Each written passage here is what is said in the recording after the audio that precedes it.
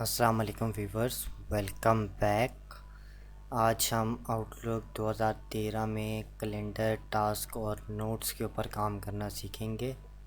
Lecture number 5 है और ये हमारा लास्ट लेक्चर है। स्क्रीन के ऊपर आपको मेरा ब्लॉगर का एड्रेस नज़र आ रहा होगा, ठीक है। तो आप मुझे इस पर फॉलो कर सकते हैं और मेरा फेसबुक, गूगल, ट्विटर, यूट्यूब का एड्रेस भी आपको स्क्रीन के ऊपर नज़र आ रहा होगा। ठीक हो गया। तो अब हम चलते हैं अपने लेक्चर की तरफ।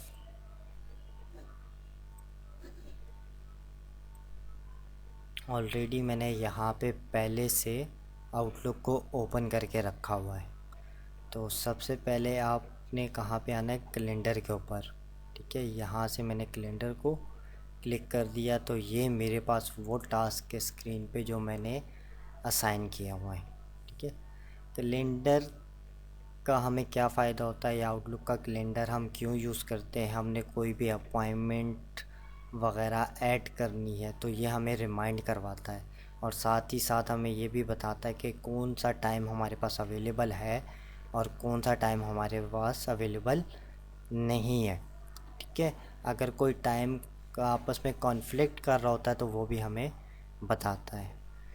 टॉप के ऊपर आपको नज़र आ रहा होगा न्यू का ग्रुप, इसके अंदर आप न्यू अपॉइंटमेंट, न्यू मीटिंग वगैरह क्रिएट करते हैं।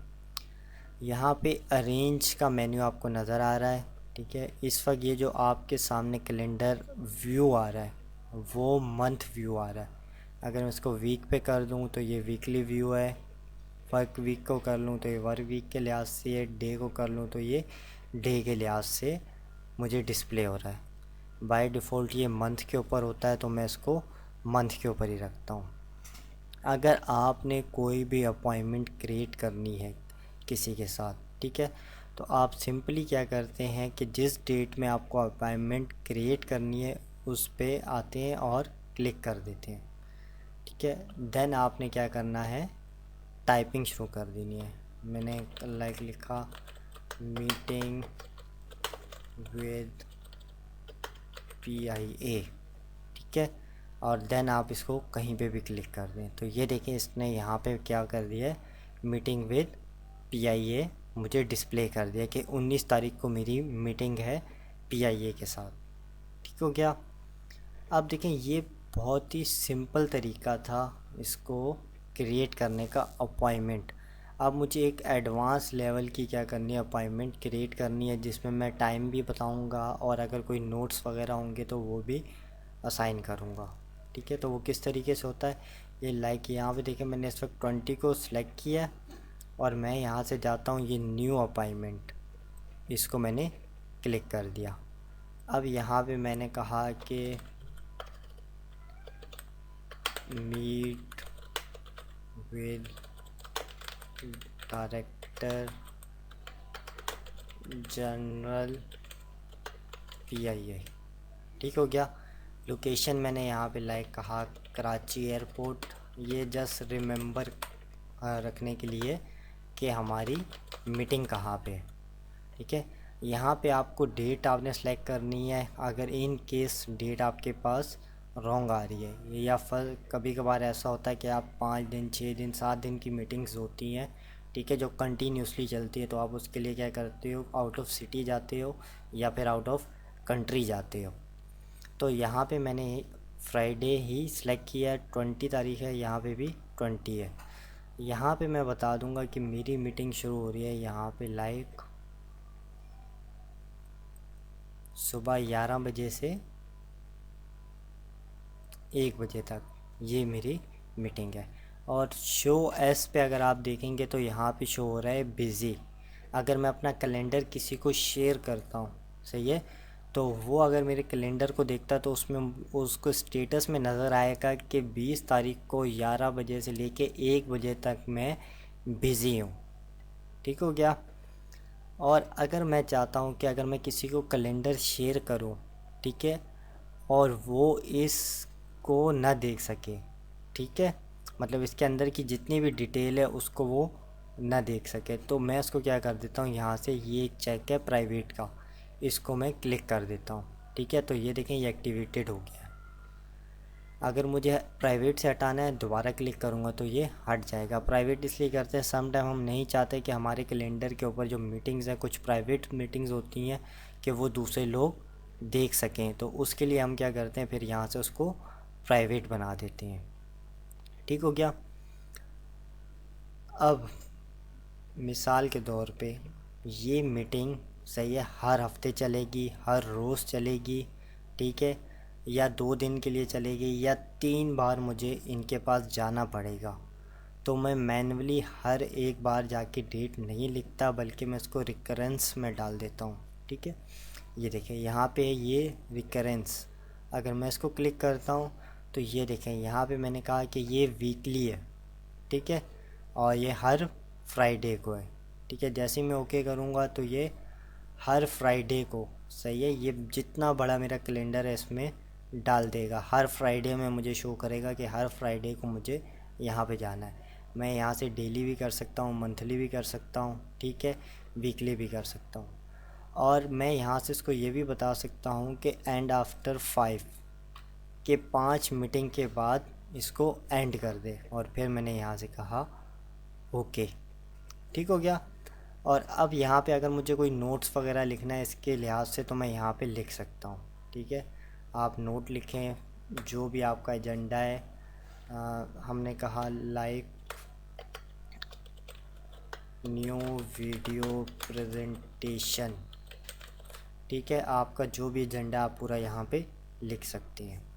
अगर आपको कोई अटैचमेंट इसमें डालनी है तो आप इंसर्ट के मेन्यू पे आते हैं और यहाँ से आप अटैच कर देते हैं फ़ाइल को, ठीक है, जो भी आपकी फ़ाइल है।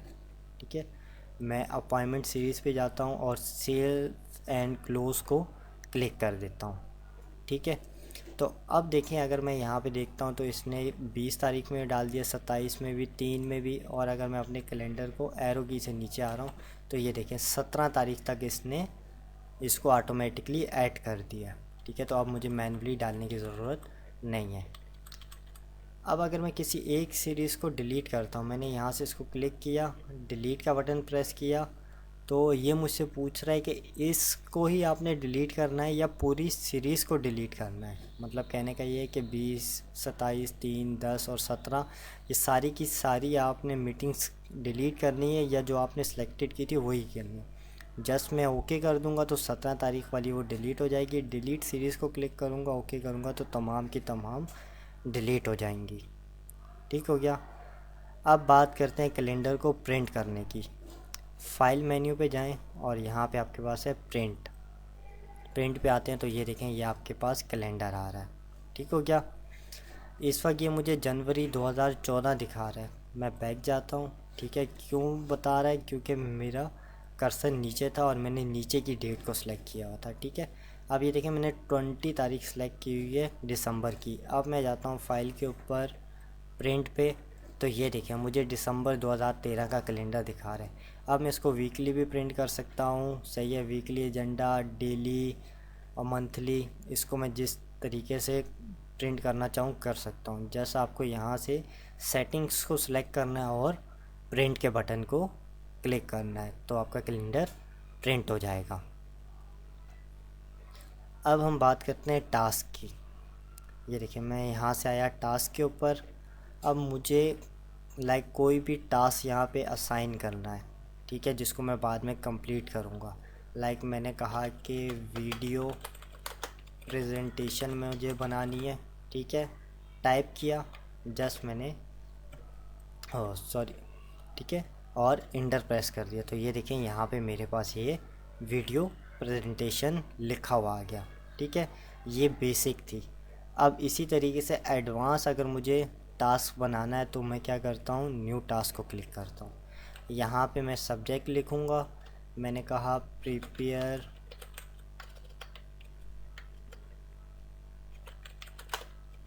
एक्सेस प्रेजेंटेशन, ठीक है, स्टार्ट डेट, सही है, ड्यू डेट, ये सब स्टेटस मैं बता सकता हूँ, इन प्रोग्रेस है, कंप्लीटेड है, सही है, या जो भी है। ठीक है, इन प्रोग्रेस में मैं यहाँ से बता सकता हूँ कि 25% कम्प्लीट होगी या 50% कम्प्लीट होगी, या जस्ट अपने याद दहानी के लिए। और फिर यहाँ से सेव एंड क्लोज को क्लिक कर देता हूँ। प्राइवेट भी उसको ऐसे ही बना सकते हैं, इम्पोर्टेंस हाई रखनी है लो रखनी है आपके ऊपर है। रिकरेंस का भी वही फंक्शन है, ठीक है। अब अगर ये टास्क मुझे किसी और को असाइन करना है तो मैं यहाँ से आता हूँ असाइन टास्क के ऊपर। जैसे ही मैंने क्लिक किया तो यहाँ पे 2 की फील्ड खुल गई और यहाँ पे जस्ट मुझे ईमेल एड्रेस लिखना है जिसको भी मैं ये भेजना चाहता हूँ, ठीक है। तो देन ईमेल एड्रेस लिखूँगा और सेंड को क्लिक कर दूँगा, तो ये टास्क जिसका भी मैंने ईमेल एड्रेस दिया है उसको असाइन हो जाएगा, ठीक हो गया। कैंसिल असाइनमेंट को क्लिक किया तो दोबारा से नॉर्मल पे आ गए। टास्क यहाँ पे आप कुछ भी लिख लें, अगर आपने फ़ाइल वगैरह अटैच करनी है तो इंसर्ट पे आके अटैच फाइल पे आ जाएं, ठीक है। मैं टास्क पे आता हूँ और मैंने यहाँ से कहा सेव एंड क्लोज़, तो ये क्या हो गया, मेरे पास एडवांस टास्क जो है वो जनरेट हो चुका है। अब किसी भी टास्क को बाद में आपने अगर कंप्लीटेड करना है या कुछ करना है तो आप क्या करते हैं, राइट क्लिक करते हैं, ठीक है। और यहाँ से ये देखें डिलीट का ऑप्शन है, तो ये डिलीट करूँगा डिलीट हो जाएगी। मार्क एस कंप्लीट को क्लिक करूँगा तो कंप्लीट हो जाएगी। जैसे ही मैंने देखे यहाँ पे इसको क्लिक किया तो इस तरफ मुझे उसकी पूरी डिटेल बता रहा है कि इसकी प्रायोरिटी नॉर्मल है, स्टेटस में दिखा रहा है इन प्रोग्रेस है, और कंप्लीटेड में दिखा रहा है कि 50% कंप्लीट हो गई। सिंपल आप क्या करते हैं, इसको सेलेक्ट करके डिलीट का बटन भी दबा दें तो वो टास्क आपके पास डिलीट हो जाएगा। और अगर आप राइट क्लिक करके मार्क एस कंप्लीट करते हैं तो वो उसको कंप्लीट शो करेगा। यही काम आप यहाँ से भी कर सकते हैं। फ़िलहाल मैं इसको क्या करता हूँ, यहाँ से डिलीट कर देता हूँ। अब हम बात करते हैं नोट्स की, ठीक है। नोट्स के ऊपर आया मैं, सही है। कोई भी आपको नोट्स बनाना है, सही है, तो मैंने यहाँ से कहा न्यू नोट्स और यहाँ पे मैंने लिख दिया लाइक प्रेजेंटेशन ऑफ एक्सेस, ठीक है। देन मैंने क्या किया, यहाँ से इसको कहीं पे भी असाइन कर देता हूँ। कोई दूसरा नोट बनाना है इस किसी और को क्लिक कर दूँगा और फिर यहाँ से मैंने कहा प्रिपेयर एक्सेस लेक्चर, ठीक है। और फिर मैं इसको बाहर क्लिक कर दूँगा, ठीक है। तो ये देखें ये मेरे पास यहाँ पे नज़र आ रहे हैं। अब मैं इसको डबल क्लिक करता हूँ तो ये देखें मैं इसको उठा के स्क्रीन पे कहीं भी रख सकता हूँ। ये क्रॉस का बटन है, अगर मैं इसको प्रेस कर दूँ तो ये बंद हो जाएगा लेकिन ये डिलीट नहीं होगा, ठीक हो गया। अब अगर मुझे किसी भी उसको डिलीट करना है या उसको कोई कैटेगरी असाइन करनी है किसी भी नोट को, सही है, तो मैं राइट क्लिक करता हूँ, कैटेगरी पे आके उसको कैटेगरी असाइन कर देता हूँ। तो ये देखें मैं यहाँ से आया और यहाँ से दोनों को अलग अलग कैटेगरी दे दी, ठीक हो गया। तो ये देखें ये मेरे पास इस वक्त अलग अलग कैटेगरी में शो हो रहे हैं, ठीक हो गया। मैं क्लोज़ करता हूँ। इनको डिलीट करना है, सेलेक्ट करके इसको डिलीट का बटन दबा दें, यहाँ से डिलीट को प्रेस कर दें या फिर राइट क्लिक करके डिलीट को प्रेस कर दें, ठीक है। तो आपके पास टास्क जो है डिलीट हो जाएगा और नोट जो है वो डिलीट हो जाएगा। नोट के ऊपर आया हूँ, मैंने वैसे ही एक नोट लिखा क्रिएट प्रेजेंटेशन, ठीक है। और देन मैंने यहाँ से इसको क्लोज़ को क्लिक कर दिया तो देखें यहाँ पे ये ऑटोमेटिकली जनरेट हो गया। अगर मैं इस पर राइट क्लिक करूँ तो यहाँ पे एक ऑप्शन आ रहा है फॉरवर्ड, अगर मैं इसको क्लिक करता हूँ तो ये देखें ये नोट जो है वो क्रिएट हो चुका है। यहाँ पे जस्ट मुझे ईमेल एड्रेस लिखना है और सेंड कर देना है, तो ये नोट जिसका भी मैंने ईमेल एड्रेस लिखा होगा उसको सेंड हो जाएगा, ठीक हो गया। अब हम बात करते हैं डेटा फाइल की, सही है। सबसे इम्पोर्टेंट चीज़ है आउटलुक के अंदर डेटा फाइल। मैं यहाँ से आया मेल के ऊपर, ठीक है। ये जितनी भी आपको ईमेल्स नज़र आ रही हैं ये एक डेटा फाइल के अंदर होती हैं। फाइल पे आप आएँ, ठीक है, यहाँ से आप आएँ अकाउंट सेटिंग पे, उसके बाद दोबारा आएँ अकाउंट सेटिंग पे, ठीक हो गया। यहाँ पे डेटा फाइल का टैब है, इसको जैसे ही आप क्लिक करेंगे तो ये देखें आपके पास ये दो क्या आ रही हैं, डेटा फाइल की लोकेशंस आ रही हैं, ठीक हो गया। अब मैंने इसको सेलेक्ट किया हुआ है urduid.gmail.com, अगर मैं यहाँ से कहूँ ओपन फाइल लोकेशन, तो ये मुझे वहाँ पे ले जाएगा जहाँ पे ये फ़ाइल पड़ी हुई है। और ये देखें, ये मुझे दिखा रहा है तकरीबन ये 22 MB की फ़ाइल है। ये वो फ़ाइल है जिसके अंदर आपकी सारी ईमेल्स वगैरह सब कुछ तमाम का तमाम डेटा पड़ा हुआ है। अगर आप कंप्यूटर अपना स्विच करते हैं या शिफ्ट करते हैं तो आपको जस्ट इस फ़ाइल का बैकअप बनाना है, देन नेक्स्ट कंप्यूटर पे जाके आपको ओपन करना है। आपका तमाम का तमाम डेटा जो है वो आउटलुक के अंदर इंपोर्ट हो जाएगा। ठीक हो गया? तो मैं यहाँ से इसको क्लोज़ करता हूँ। ठीक है, अगर आपको डेटा इंपोर्ट करना है किसी भी कंप्यूटर के ऊपर तो फाइल के ऊपर आते हैं ओपन एंड एक्सपोर्ट। सही है, इसमें आ रहा है इंपोर्ट एक्सपोर्ट। यहाँ से आप क्या करते हैं, डेटा को इंपोर्ट करते हैं, इंपोर्ट फ्रॉम अनदर प्रोग्राम और फाइल। यहाँ से मैंने कहा नेक्स्ट। ठीक है, यहाँ से मैंने बता दिया कि मुझे कौन सी फ़ाइल इंपोर्ट करनी है, आउटलुक डेटा फाइल की। मैंने यहाँ से कहा नेक्स्ट। फिर ये मुझसे पूछेगा कि भाई आप अपना लोकेशन बता दो। मैं इसको लोकेशन बता दूंगा कि ये मेरी लोकेशन है। यहाँ पे है replace duplicate with item imported, कि कोई भी डुप्लीकेट हो तो उसको रिमूव कर दो। यहाँ पे है कि अगर डुप्लीकेट है तो उसको रिमूव नहीं करना, और यहाँ पे है कि डुप्लीकेट्स को इंपोर्ट मत करना। देन मैंने यहाँ से कहा नेक्स्ट और फिर फिनिश। ठीक है, तो ये देखें, ये मेरे पास तमाम का तमाम जो मेरा दूसरा फ़ोल्डर था, ठीक है, वो डेटा यहाँ पे मेरे पास इंपोर्ट हो चुका है। ठीक हो गया?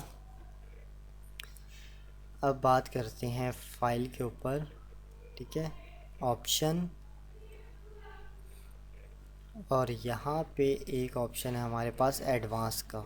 सही है, अगर आप आउटलुक को स्टार्ट करते हैं तो बाय डिफ़ॉल्ट वो किस पे जंप करेगा, इनबॉक्स के ऊपर। तो यहाँ से आप ब्राउज़ करके वो बता सकते हैं कि जब आप इसको जंप करवाओ तो किसके ऊपर जंप करवाओ, बाय मतलब कि सेंड आइटम में चला जाए या आपका कोई मखसूस फ़ोल्डर है उस फ़ोल्डर को ओपन कर लें। ठीक हो गया? तो ये था हमारा आउटलुक का लास्ट लेक्चर। ठीक है, नेक्स्ट लेक्चर में इंशाल्लाह हम लोग माइक्रोसॉफ्ट एक्सेस को पढ़ेंगे। दुआओं में याद रखिएगा। अल्लाह हाफिज़।